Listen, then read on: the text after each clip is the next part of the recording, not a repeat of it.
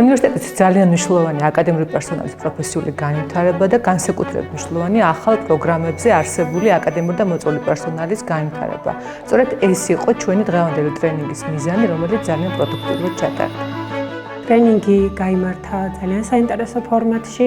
ტრენინგს უძღვებოდა მაღალი დონის სპეციალისტი. საერთო ჯამში მაყოფილი ვართ ტრენინგით. ბევრი ახალი ინფორმაცია შევიძინეთ, იყო საკმაოდ ინფორმაციული.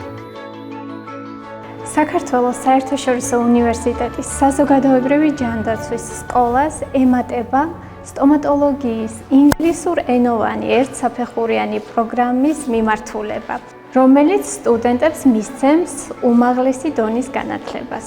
საქართველოს საერთაშორისო უნივერსიტეტში ჩატარდა ორდღიანი სამედიცინო სფეროში სწავლა-სწავლებისა და შეფასების ტრენინგი.